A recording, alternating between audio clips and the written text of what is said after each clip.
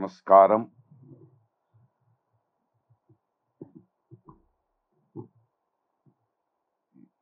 Police project ఏముంది ఈ పుస్తకం ఒక 2-3 నెలల ముందు విజన్ వాళ్ళు నాకు ఫోన్ చేశారు.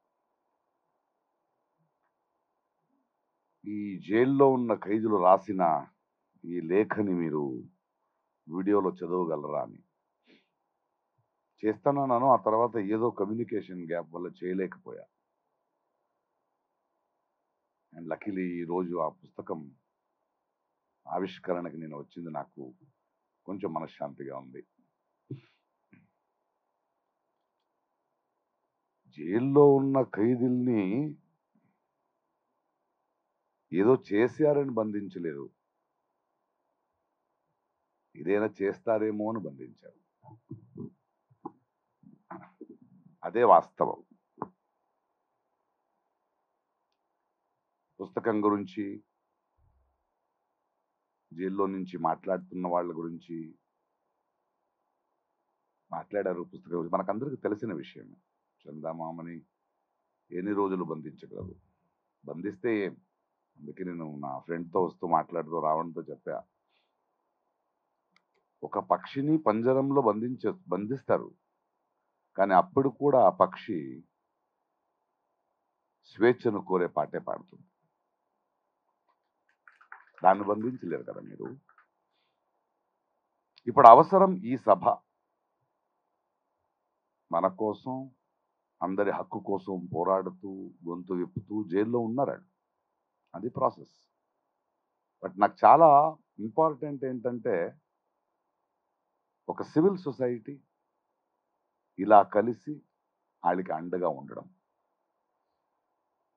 మీకు భయం లేదా అని ఇప్పుడే నా ఫ్రెండ్ మన ఉమామహేశ్వరరావు గారు అడిగారు నన్ను.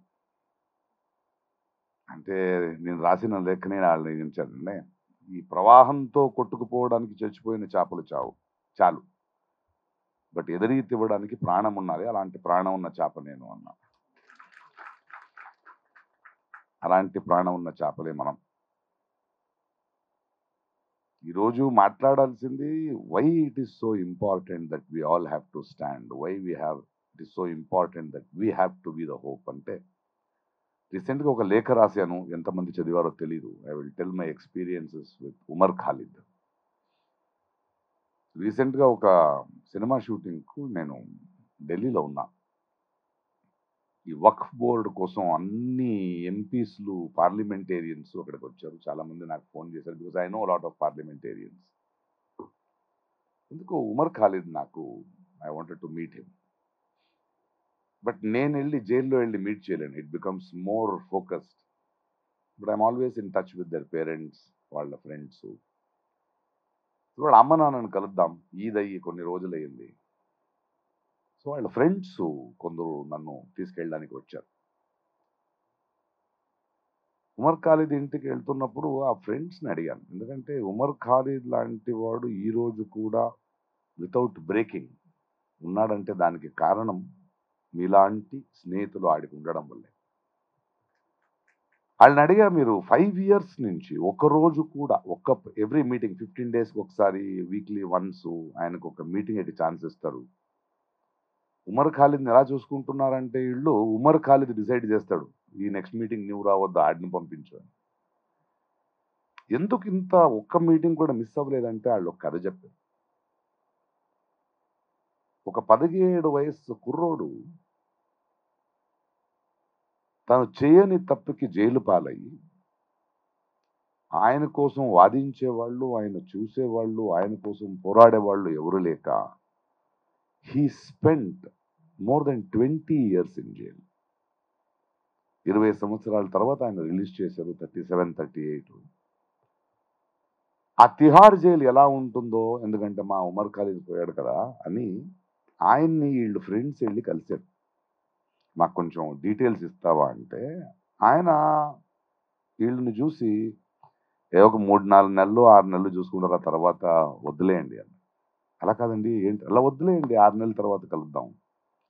లేదు లేదు మాకు చెప్పండి ఏంటి, ఎందుకంటే అంటే ఆయన చెప్పాడు, చూడండి మీ అందరికి పనులు ఉంటాయి, సో మీరు 1 మీటింగు, 2 మీటింగు, 3 మీటింగ్‌కి వెళ్తారు. ఒక 4, 5 నెలలు అయిన తర్వాత ఈ ఒక్క మీటింగ్ మిస్ అయితే పర్వాలేదనిపిస్తుంది. కరెక్టే. మీ జీవితం మీరు బ్రతుకుతుంటారు. ఆయనకు కూడా పెద్దగా అనిపించదు. ఈ వారం రాలేదు ముందు నెక్స్ట్ వీక్ వస్తారని. బట్ మీరు ఎళ్ళని ఆ మీటింగ్ ఉంది గదా! ఆ క్షణం నుంచి he will start breaking down within. He will stand losing hope. అందువలన మనం 5 ఇయర్స్ అయినా ఆయన కలుస్తున్నాం. అంటే ఇది ఇక్కడ చూస్తున్నాను నేను. ఇది మన బాధ్యత. As citizens of this country, as co-citizens of this country, వాళ్ళు మన కోసమే పోరాడారు. We have to tell a hope. ఇలాంటి పుస్తకాలు, ఇలాంటి వర్క్స్, ఇలాంటి మీటింగ్స్, ఇలాంటి మాటలు ఒక నమ్మకాన్ని ఇస్తుంది. And that is very important. ఆ తర్వాత చూడండి వాళ్ళ ఇంట్లో కూడా వాళ్ళ ఇంటికి వెళ్ళాను. ఈదై కొన్ని రోజులయ్యింది. నాన్నగారు బాబా అంటాం ఆయన్ని. ఆయన బయట కొడుకు జైల్లో ఉన్నాడు. వక్ఫ్ బోర్డ్‌ది ఏదో ఒక మీటింగ్ ఉంటే దానికెళ్ళాడు. అమ్మొచ్చింది. నేను ఆమెని I wanted to console her. అక్కడి నుంచి వచ్చాను. అంటే ఆమె ఈద్ స్వీట్స్ తీసుకొస్తూ, ఉమర్ ఖాలిద్‌కి నచ్చింది నేను చేశానని చెప్తూ,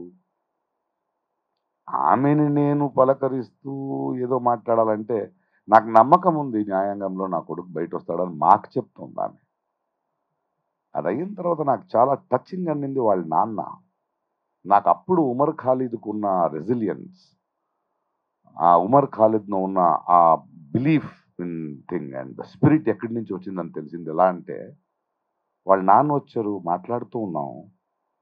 సడెన్‌గా నాతో వచ్చిన ఒక ఫ్రెండ్ ఒకరు, మనం రీసెంట్‌గా మనం కునాల్ కామ్రా కేస్ అయింది కదా! ఇప్పుడు పాండిచ్చేరిలో ఉన్నాడు. చెన్నై కేసు పోంచుతాయి బయ్యి అంటాం కదా! అలా ఆళ్ళు ఒక జడ్జు మోస్ట్‌లీ ఈసారి ఏదైనా బయటొస్తే ఉమర్ ఖాలిదు, నాన్న ఆయన్ని ప్రకాష్ రాజ్ గారితో సౌత్ ఇండియా పంపించేద్దాం. అక్కడ కొంచెం కంఫర్టబుల్‌గా ఉంటాడు. అంటే వాళ్ళ నాన్న చెప్పారు, పోరాటం ఉండేది ఢిల్లీలో. నా కొడుకు సౌత్ ఇండియా ఎందుకెళ్తాడన్నాడు. ఆడ బయట వచ్చిన తర్వాత ఆడు ఇక్కడి నుంచి పోరాడాలి. This is what makes this moment strong. ఎందుకంటే ఇది చరిత్రలో, ఇతిహాసంలో గొంతుని తొక్కేయడానికి ఈళ్ళే కాదు, ప్రతి ఒక్కరు ప్రయత్నం చేస్తూనే ఉంటారు. And it is a failed thing. ఏంటి, వాళ్ళు ఎప్పుడు గెలవరు. A history has not said they have won, fascism has won. ఇలాంటి గెలవరాళ్ళు ప్రయత్నం చేస్తూ ఉంటారు. బట్ గాయాలు, wounds are deeper than flesh. We as a society, we have to face those pains. And నన్ను కూడా అడుగుతారు కదా, ప్రకాష్ మీకు కూడా ఇంత చిన్న పెయిన్ ఎందుకు తీసుకుంటారంటే, నేను ఈరోజు ఇక్కడ నించొని మాట్లాడడానికి, ఇలాంటి ఒక స్వేచ్ఛకి ఎంతోమంది ఎంతో ప్రాణాలు, ఎంతో పెయిన్ భరించారు. వాళ్ళ కోసం నేను ఇంత భరించలేనా అంటాను. అది కాదా మనకు ఉండాల్సింది. So I'm very very happy ఇలాంటి ఒక కార్యక్రమం, ఇలాంటి ఒక మనమందరూ కలిసేది. It is just not a book release. మనమందరూ ఇక్కడ ఉంటున్నది to tell people that there is hope. There is always hope. And only that will heal all this pain and this too shall pass. But we have to continue to be a voice, stand by the voice. ఒక కళాకారుడుగా నేనైతే continue చేస్తాను. ఎందుకంటే నన్ను కూడా మొన్న ఇక్కడ మనం పాబ్లో నరోడా గారు బ్యూటిఫుల్ లైన్ రాశారు. You know, you may cut the flowers, you can't stop the spring from coming. ఆయన మాట ఇంకొకటి గుర్తొచ్చింది నాకు. మీరు అద్భుతమైన సన్సెట్ గురించి, అద్భుతమైన ఫ్లవర్స్ గురించి ఎందుకు రాయరంటే, వీధిలో రక్తం ఉంది కదా, నేను దాని గురించి ఎలా రాస్తాను.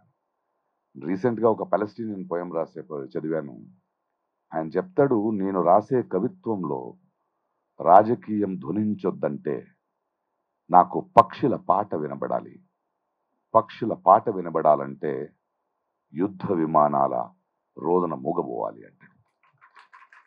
So it is a need. ఒక కళాకారుడిగా, ఒక రచయితగా, as a common citizen, we need to continue to fight, raise our voice and stand by that voice.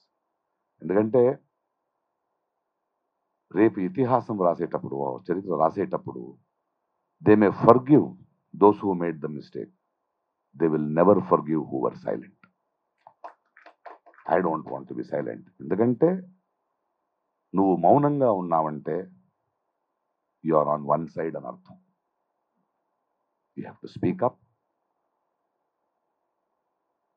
నా ఈ పోరాటానికి మిమ్మల్ని చూస్తుంటే నాకు ఉత్సాహం వస్తుంది. Thank you for this wonderful opportunity. Thank you for coming together. Let's raise our voice. Let's continue to sing. Thank you.